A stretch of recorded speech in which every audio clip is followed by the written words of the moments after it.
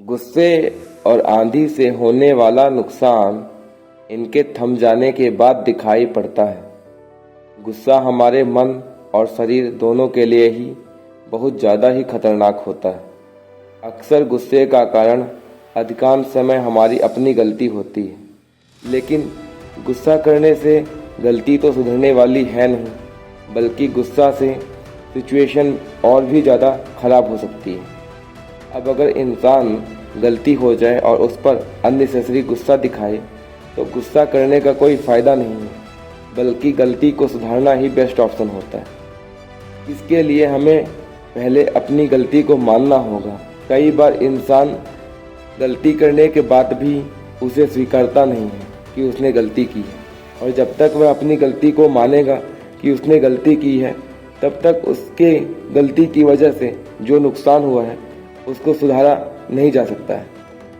कई बार तो हम अपनी गलती को छिपाने के लिए झूठ बोलते हैं, अनाप शनाप बातें बोलते हैं, गलत तर्कों व तथ्यों को लेकर सामने वाले को कन्विंस करने की कोशिश करते हैं कि हमने गलती नहीं की है, लेकिन सामने वाला आपकी बातों से सहमत नहीं होता है और आपका गुस्सा बढ़ता चला जाता है।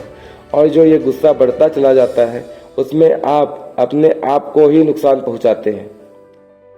आपका दिलो दिमाग काम करना बंद कर देता है, आप सही डिसीजन नहीं ले पाते हैं। ऐसे समय में अगर आप कुछ सही करने का प्रयास भी करते हैं तो उसमें गलत होने की संभावनाएं बहुत ज़्यादा बढ़ जाती हैं।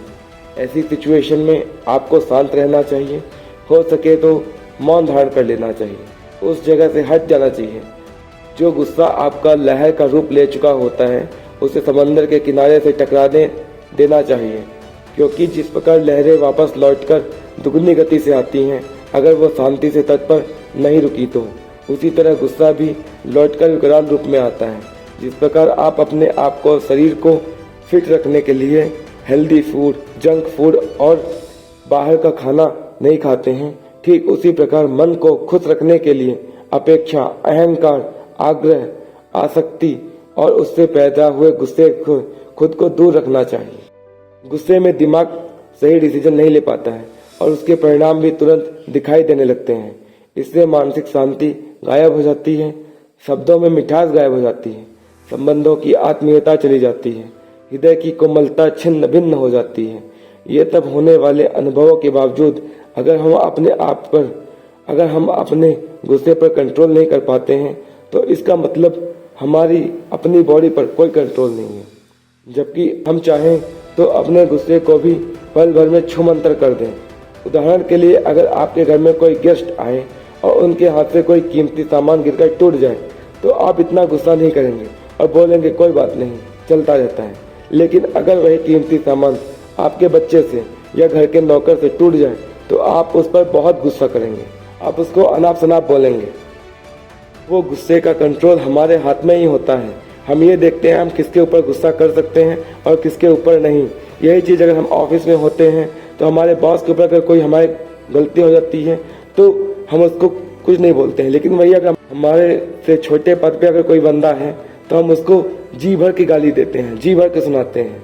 तो वही है कि अगर हमें गुस्सा कंट्रोल करना है तो हमें खुद ही करना पड़ेगा। तो गुस्से का कंट्रोल हमारे हाथ में ही होता है, लेकिन उसे मैनेज करना हमारे ऊपर होता है। हम चाहें तो गुस्से को कंट्रोल करके अपनी ज़िंदगी को आसान व सुखमय बना सकते हैं। गुस्सा इंसान को अपंग व लाचार बना देता है भविष्य में।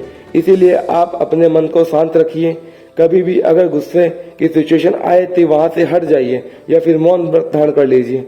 आपके शांत रहने से सिचुएशन बदल जाएगी और आप फ्यूचर में भी राइट डिसीजन ले सकेंगे।